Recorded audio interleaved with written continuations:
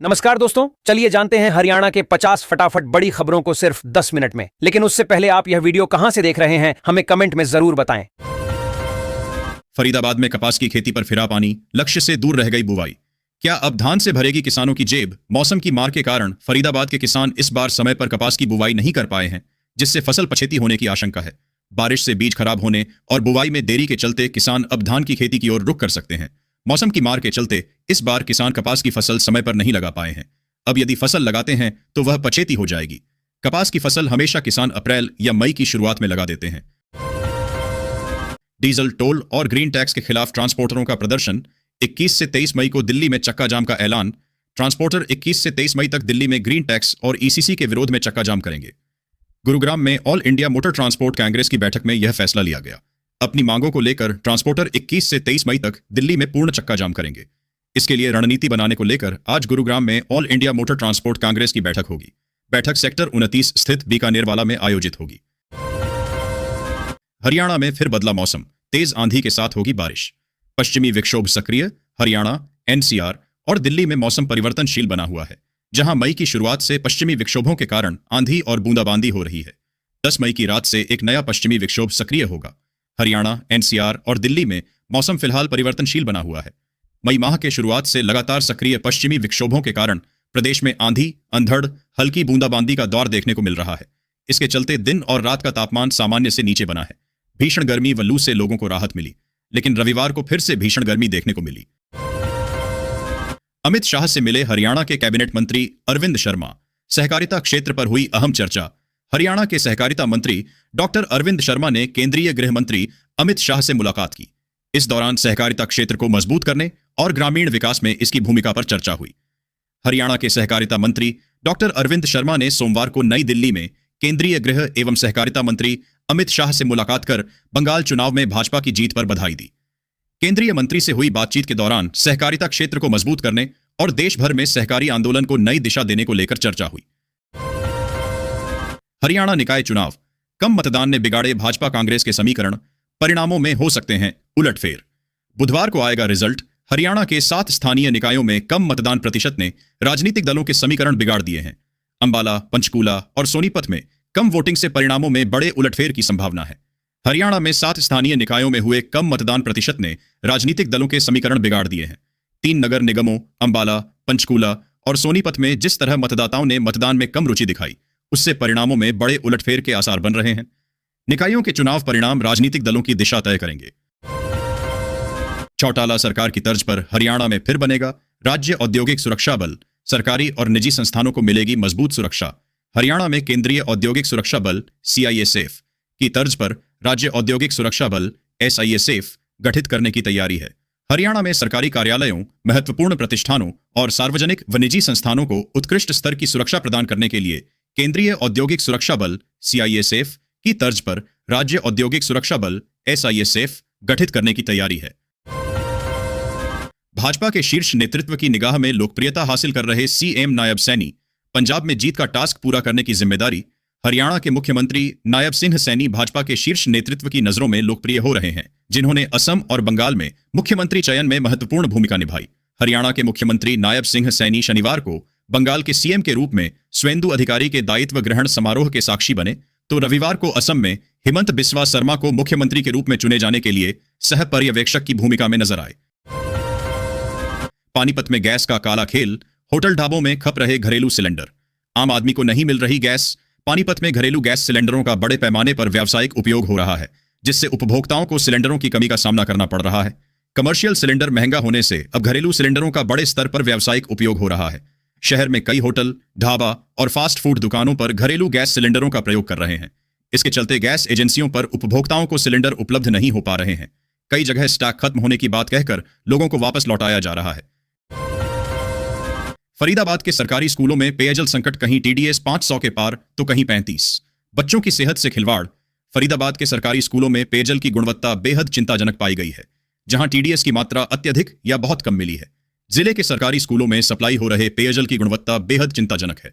दैनिक जागरण की संवाददाता द्वारा फरीदाबाद और बल्लभगढ़ ब्लैक के सरकारी स्कूलों में सप्लाई हो रहे पेयजल की सोमवार को जांच की गई। सरकारी स्कूलों में कहीं TDS की मात्रा 500 से अधिक मिली, तो कई स्कूल ऐसे भी थे जहां इसकी मात्रा 35 से 45 के बीच थी। फरीदाबाद के किसानों पर मौसम की दोहरी मार, गेहूं के बाद अब बारिश ने छीना सफेद सोना। फरीदाबाद में लगातार बारिश के कारण कपास की फसल बुरी तरह प्रभावित हुई है, जिससे किसानों को भारी नुकसान हुआ है। अन्नदाता को अब की बार मौसम की मार से राहत नहीं मिल रही है। मार्च से लगातार बूंदाबांदी होने के कारण पहले तो रब्बी में गेहूं की फसल में भारी नुकसान उठाना पड़ा, अब कपास की फसल नहीं लगा पाए। इस वर्ष जहां कपास का रकबा बढ़ना चाहिए था, वह घट गया है। किसान इससे काफी परेशान हैं। कम वेतन मिलने पर फूटा कर्मचारियों का गुस्सा, कंपनी के गेट पर जोरदार प्रदर्शन। ये हैं प्रमुख मांगे। फरीदाबाद के सेक्टर 59 स्थित एक मेडिकल डिवाइस फैक्ट्री के कामगारों ने वेतन न बढ़ाने के विरोध में प्रदर्शन किया। मेडिकल डिवाइस बनाने वाले सेक्टर 59 स्थित एक फैक्ट्री के कामगारों ने वेतन न बढ़ाए जाने के विरोध में गेट के बाहर प्रदर्शन किया। कामगारों का कहना है कि सरकार ने जब 15,200 रुपये मासिक वेतन तय कर दिया है, तो फैक्ट्री प्रबंधन न्यूनतम वेतन क्यों नहीं दे रहा है। यदि कोई कामगार आधा घंटा भी लेट आता है तो उसका पैसा काट लेते हैं। एक साल में NHAI के सभी टोल प्लाजा हो जाएंगे बैरियर फ्री। 80 की रफ्तार में टोल करेंगे पार। गुरुग्राम में तैयारी तेज। भारतीय राष्ट्रीय राजमार्ग प्राधिकरण NHAI अगले एक साल में देश के सभी टोल प्लाजा को बैरियर फ्री बनाएगा, जिसके लिए मल्टीलेन फ्री फ्लो सिस्टम विकसित किया जा रहा है। अगले एक साल के भीतर देश भर में संचालित भारतीय राष्ट्रीय राजमार्ग प्राधिकरण NHAI के सभी टोल प्लाजा बैरियर फ्री होंगे। इसके लिए सभी टोल प्लाजाओं पर मल्टीलेन फ्री फ्लो सिस्टम विकसित किया जाएगा। गुरुग्राम की निगम सदन की बड़ी बैठक में बड़े फैसले। 168 नए वीटा दूध बूथ लगेंगे। बूथों का किराया 7 गुना बढ़ा। गुरुग्राम नगर निगम की बैठक में शहर के विकास पर कई महत्वपूर्ण फैसले लिए गए। 168 नए वीटा दूध बूथ स्थापित करने और उनका मासिक किराया बढ़ाने को भी मंजूरी मिली। नगर निगम गुरुग्राम की 6ठी सामान्य सदन बैठक सोमवार को हरियाणा लोक प्रशासन संस्थान हिपा सेक्टर 18 में मेयर राजरानी मल्होत्रा की अध्यक्षता में हुई। बैठक में शहर के विकास, स्वच्छता, सीवरेज, पेयजल, सड़क निर्माण, अतिक्रमण हटाने और विभिन्न जनहित परियोजनाओं से जुड़े कई महत्वपूर्ण एजेंडों पर विस्तार से चर्चा की गई। बैठक में निगमायुक्त प्रदीप दहिया, पार्षद, मनोनीत सदस्य और विभिन्न विभागों के अधिकारी मौजूद रहे। मानेसर में 5 करोड़ की लागत से बनेगी कासन मोकलवास सड़क, मिलेगी धूल और गड्ढों से मुक्ति। मानेसर नगर निगम वार्ड 9 में कासन से मोकलवास को जोड़ने वाली 3.34 किलोमीटर लंबी सड़क का निर्माण 5 करोड़ रुपए की लागत से करेगा। मानेसर नगर निगम के वार्ड 9 में कासन से मोकलवास को जोड़ने वाली सड्ढहाका को नगर निगम द्वारा बनाया जाएगा। करीब 3.34 किलोमीटर लंबी इस सड्ढहाका के निर्माण कार्य पर नगर निगम द्वारा करीब 5 करोड़ रुपए खर्च किए जाएंगे। इसके लिए नगर निगम द्वारा टेंडर प्रक्रिया शुरू कर दी गई है। हरियाणा में पटवारियों की नियुक्ति में बड़ी रुकावट हटी।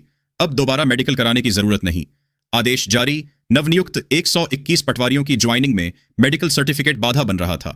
भू अभिलेख निदेशालय ने स्पष्ट निर्देश जारी किए हैं कि दोबारा मेडिकल की आवश्यकता नहीं है, जिससे नियुक्ति प्रक्रिया में तेजी आएगी। नवनियुक्त 121 पटवारियों की नियमित नियुक्ति प्रक्रिया में मेडिकल प्रमाण पत्र बड़ी बाधा बन रहा था। इसको लेकर आ रही परेशानियों के बीच भू अभिलेख निदेशालय ने समाधान निकालते हुए सभी संबंधित विभागों और उपायुक्तों को स्पष्ट निर्देश जारी किए हैं। गुरुग्राम में उद्घाटन के 4 महीने बाद नगर निगम की मल्टी लेवल पार्किंग हुई शुरू। गुरुग्राम नगर निगम की मल्टी लेवल पार्किंग मुख्यमंत्री नायब सिंह सैनी के उद्घाटन के 4 महीने बाद आखिरकार शुरू हो गई है। स्थानीय विधायक मुकेश शर्मा और मेयर राजरानी मल्होत्रा ने इसका विधिवत शुभारंभ किया, जिससे सदर बाजार के पास यातायात दबाव कम होने की उम्मीद है।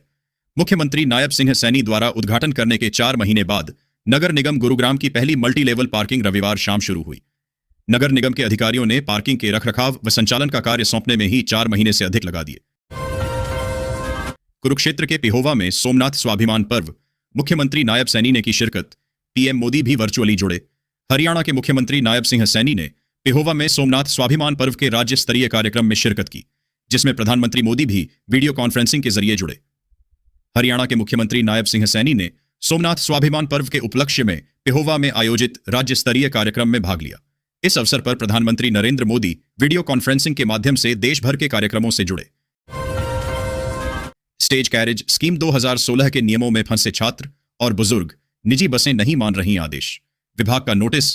हरियाणा स्टेज कैरेज स्कीम 2016 के तहत निजी बस संचालक विद्यार्थियों और रियायती पासधारकों को यात्रा सुविधा नहीं दे रहे हैं।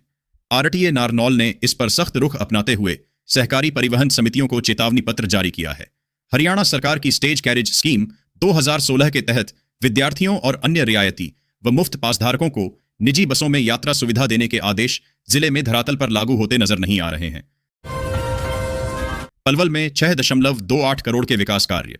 टूटी सड़कों और जलभराव से मिलेगी राहत। पलवल नगर परिषद ने शहर में टूटी सड़कों, जलभराव और जर्जर ड्रेनेज व्यवस्था को सुधारने के लिए 6.28 करोड़ रुपए की विकास परियोजनाओं को मंजूरी दी है। इन कार्यों में विभिन्न वार्डों में नई सड़कें, पक्की नालियां और आरसीसी ड्रेन का निर्माण शामिल है, जिससे शहरवासियों को बड़ी राहत मिलेगी। नगर परिषद क्षेत्र में लंबे समय से टूटी सड़कों, जलभराव और जर्जर ड्रेनेज व्यवस्था से जूझ रहे शहरवासियों के लिए राहत भरी खबर है। नगर परिषद ने शहर के विभिन्न वार्डों में बुनियादी सुविधाओं को दुरुस्त करने के लिए 6 करोड़ 28 लाख रुपए की लागत वाली विकास परियोजनाओं को हरी झंडी दे दी है। इसके लिए टेंडर प्रक्रिया भी शुरू कर दी गई है। रेवाड़ी में मौसम ने बदला मिजाज, दिन में छाया अंधेरा, गरज चमक के साथ बूंदाबांदी ने दिलाई गर्मी से राहत। रेवाड़ी में सोमवार को मौसम का मिजाज अचानक बदल गया। दिन में ही अंधेरा छा गया और गरज चमक के साथ बूंदाबांदी हुई। इससे उमस भरी गर्मी से राहत मिली और किसानों को फसलों के लिए नमी का फायदा मिलेगा। वहीं अनाज मंडी में व्यापारियों को बोरियां ढकनी पड़ी। सोमवार सुबह से ही मौसम का मिजाज लगातार बदलता रहा। सुबह आसमान में बादल छाए रहे और हल्की धूप निकली, लेकिन दिन चढ़ने के साथ अचानक मौसम ने करवट ले ली। काली घटाएं छाने से दिन में ही रात जैसा अंधेरा छा गया। सोनीपत निगम चुनाव, शहर में कम तो गांव में अधिक वोटिंग। 48% मतदान के साथ ईवीएम में दिग्गजों की किस्मत बंद। सोनीपत नगर निगम चुनाव में इस बार केवल 48% मतदान हुआ, जो 2020 के चुनाव से काफी कम है। शहरी क्षेत्रों में उदासीनता और गर्मी के कारण कम वोटिंग हुई, जबकि ग्रामीण इलाकों में मतदाताओं ने बढ़ चढ़कर हिस्सा लिया। नगर निगम चुनाव में शहरी वोटरों की उदासीनता के कारण कम मतदान हुआ। रविवार देर रात तक मतदान का आंकड़ा बदलता रहा। देर रात जारी आंकड़ों के अनुसार 48% हुआ मतदान हुआ। हरियाणा के डबवाली में कचरा पॉलिटिक्स, हड़ताल के बीच सड़कों पर लगे गंदगी के ढेर, परेशान लोग लगा रहे हैं आग। डबवाली में नगर परिषद सफाई कर्मचारियों की हड़ताल के कारण शहर में गंदगी के ढेर लग गए हैं, जिन्हें लोग आग लगा रहे हैं। नगर परिषद सफाई कर्मचारियों की हड़ताल के कारण शहर पूरी तरह से गंदगी से अट गया है। अब तो लोग गंदगी के ढेरों को आग लगाने लगे हैं। शनिवार देर रात्रि स्कूटी सवार एक महिला पुरुष ने नई अनाज मंडी रोड पर रामलीला मैदान के सामने गंदगी के ढेर को आग लगा दी और फरार हो गए। तेजली खेल परिसर में अब नहीं होगा जलभराव, लगाई जाएंगी अंडरग्राउंड पाइपलाइन। यमुनानगर के तेजली खेल परिसर के फुटबॉल मैदान में लंबे समय से चली आ रही जलभराव की समस्या का स्थायी समाधान निकाला गया है।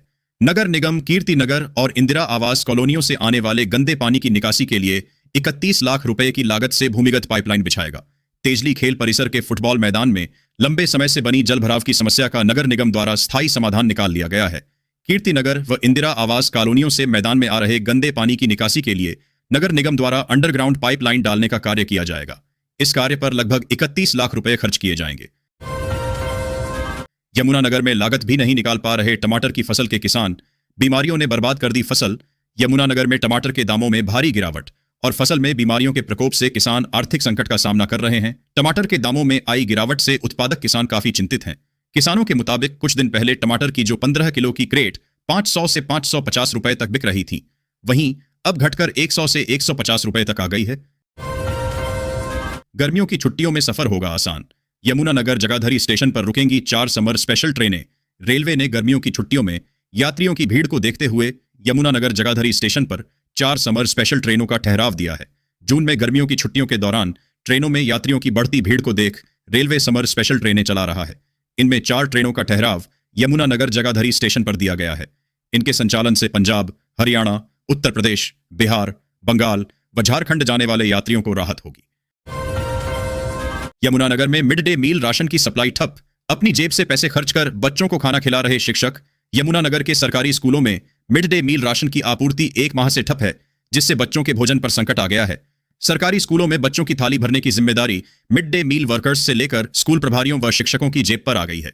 जिले के कई राजकीय स्कूलों में मिड डे मील का राशन खत्म होने के बाद वर्कर्स व शिक्षक बाजार से फुटकर में राशन खरीदकर बच्चों का भोजन तैयार करा रहे हैं।